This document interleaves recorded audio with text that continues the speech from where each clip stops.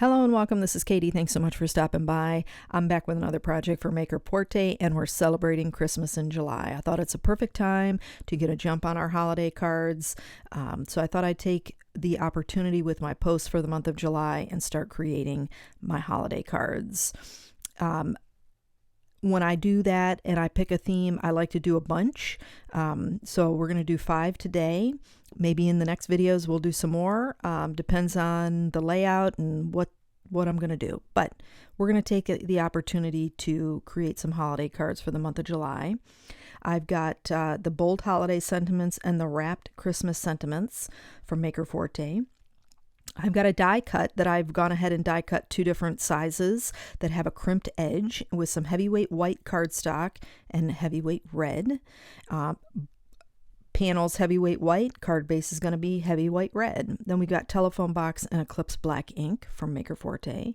And I've got an open platform. Now, you don't have to use an open platform. I just like the fact that I have 2 different styles, a closed one like the Misty and an open one like this one. So I like to use it when I need to. But if you only have a Misty, you can use that. You're just going to use it the long way. And of course, take advantage of your grid lines for lining things up. I'm using a sticky grid. You can also just cut little squares of sticky grid to put on your mouse pad and your Misty so that you can keep your cardstock in place. I definitely recommend, as you see, I'm about 1 inch off the edges so that the stamp will run off of the edge instead of butting right up against it. So I definitely recommend, a sticky grid or some type of adhesive that can hold your card in place if you're using a Misty. That way you can keep it off of the edge very simply. So I'm using Eclipse black ink. You don't have to use black ink here. You could use the telephone box. You could use Everglades. You can use a blue, pink, whatever color you choose. It's your wrapping, and your color schemes of how you may want a card to look. I just opted to go with the black, red, and white theme. So sky's the limit when it comes to whatever color combinations you want to choose. Gold, could have done gold here too.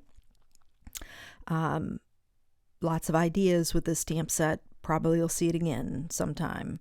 So I'm inking up several times to get a nice black impression. Part of that was because the lines from the edge of the ink pad would show up in my stamping, and so I'd have to stamp again to cover them up. So nothing wrong with the ink pad or anything like that. Just sometimes you got to stamp a bunch of times. So I've got my Misty out now. I've got my circle and a little sticky mat in there, and embossing with some white embossing powder. And cleaning up because my anti-static powder tool didn't work as well as it should have. And a little tip on that brush that I'm using, that's actually just a detailing paintbrush cheapie, but it's got that sizing in it to keep the bristle straight. I just flicked it a couple times so that it was still kind of stiff on the tip, and that made it easier to wipe away the embossing powder. That helps you. Now I'm inking up my Marion Bright in my telephone box ink, and I'm inking this up like 3 or 4 times because I want that deep red that telephone box is, right? If you stamp it once, it's a little bit lighter, more orangey red, but the more you stamp it, the deeper that red's going to get, and it makes it the perfect Christmas red, in my opinion. Okay, so now we're going to do some dry embossing with the die. So I've got my stamp platform there, my Big Shot platform. I've got tab 1, I've got a cutting plate, I've got my silicone mat, my cardstock with my die, and then another cutting plate, run it through the die cutting machine, front and back, and we got perfect embossing. Now I did it for this particular panel with 1, but I did on this one here, I used both of the large and the small die, and it kind of puffed out the center between the 2 dies, so that gives your card a different look as well. And here I'm offsetting my circles, and then here I'm changing the orientation of the card base and putting that Marion Bright there in the center, and then I did the same for these, you know, these two cards are exactly the same, just the card base is different orientation.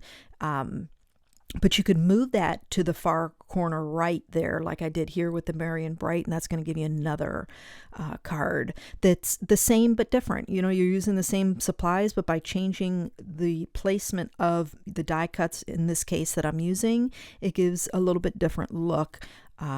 Especially if maybe you want to make a set of cards for someone to give at Christmas or before Christmas, so they can send out holiday cards. It's a nice, you know, complimentary set that you can use, you know, that's the same but different. Anyway, I hope you enjoyed the video. If you did, please give it a thumbs up, and don't forget to subscribe to the channel. Be sure and check the description box below, and head on over to the Facebook group, The Crafter Party, and share what you're making. Thanks so much for joining me today. I hope you have a fantastic day, and I'll catch you in the next video.